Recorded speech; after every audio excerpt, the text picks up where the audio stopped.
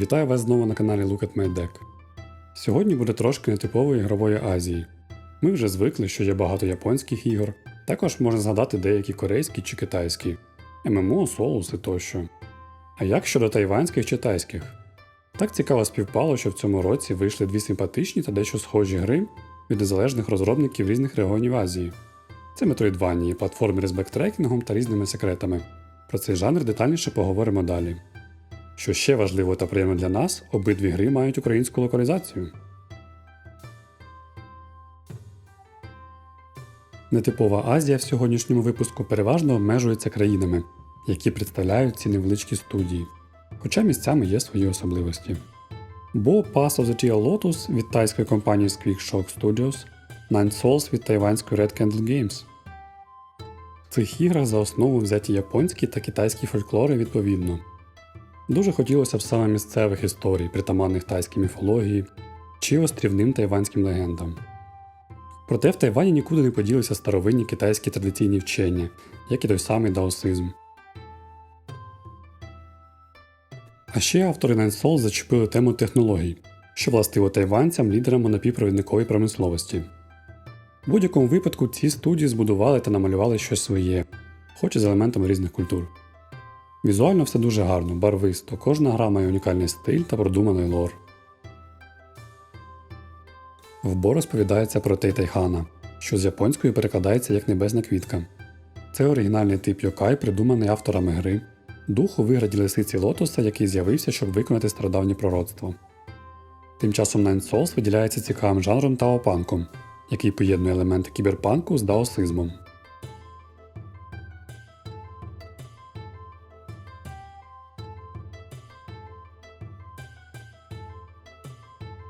Metroidvania – це піджанр пригодницьких ігор з набором механік, подібних до культових серій Metroid та Castlevania. Це зазвичай платформери з великою картою, де є бектрекінг, тобто необхідність повертатися в різні її частини та отримувати можливість проходити попередні недоступні до цього шляхи.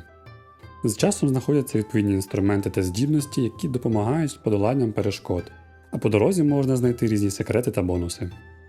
Більшість Metroidvania в наші дні порівнюють з Hollow Knight, яка стала сучасним стандартом жанру та довела, що добре продуманий сеттинг може працювати та освіжати вже немолодий ігровий концепт. Але чи працює це досі? Чи не сприймаються нові подібні ігри лінивою пародією? І так, і ні. Все це доволі індивідуально та загалом залежить від того, наскільки багато ви грали в подібні ігри. З одного боку використовуються одні й ті ж самі формули, з іншого розробники все ж креативлять та застосовують якісь свої елементи. Більшість таких ігор мають схожі риси, типові мечоподібні удари, щось для дальнього бою, ривки, стрибки між стінами, якийсь гак, щоб зачепитися та полетіти до бажаної поверхні, якісь свої талісмани, які покращують різні характеристики. Але якщо у вас є ідеї для свого всесвіту з відповідними деталями, все це можна натягнути на скелет жанру. І це все ще працює та продається. Наприклад, обидва герої нашої сьогоднішньої теми мають можливість підлікуватися посеред подорожі, але кожна гра пропонує свій варіант, який пасує її лору. У Бо це заварник з чаєм, а в Nine Souls персонаж підживлюється лікувальною трубкою. І таких персональних елементів в цих іграх багато.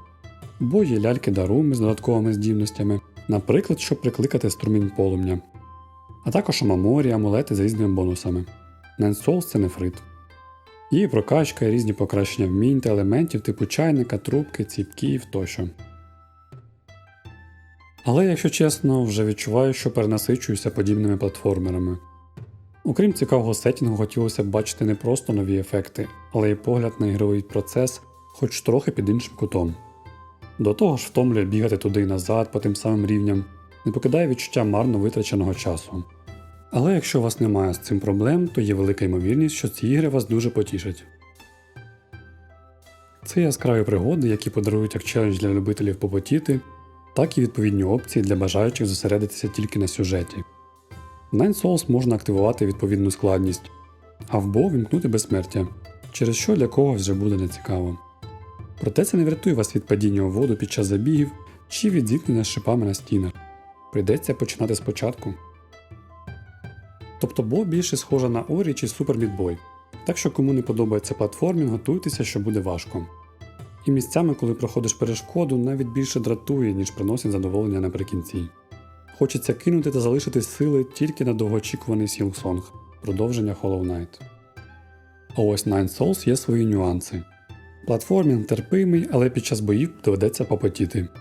Тут вас легко може покласти звичайний юніт, якщо вчасно не ухилятися. Дуже важливо призвичаїтися до парирування. Можна намагатися уникнути шкоди за допомогою ривків, але далеко не завжди це допомагає. Тобто легко буде тим, хто звик до парирування в Sekiro. Тут це теж ефектний і доволі важливий елемент. На Steam Deck обидві гри видають стабільні 60 FPS на високих налаштуваннях. За замовчуванням Nine Souls виставлені середні, але без проблем можна обрати Full HD та відповідну якість графіки. Це не вплине на продуктивність. Керування зручне, все як у багатьох платформерах, оптимізованих під геймпад. В обох іграх є підтримка Steam Cloud. ВБО нещодавно додали в одному з патчів. Через це зручно чергувати сесії, можна почати грати на ПК, а потім продовжити на Steam Deck, або навпаки. Не знаю, чи багато гравців таке практикує, але як на мене це дуже зручно. Підсумовуючи, можна зробити висновок, що розробники цих ігор гарно вписали свої ідеї в знайомий шаблон, але загалом обмежились відомими прийомами. Тож кайфуйте від ігор, але не забувайте про критичне мислення, щоб усвідомлювати цінність проєктів. Побачимось у наступних відео.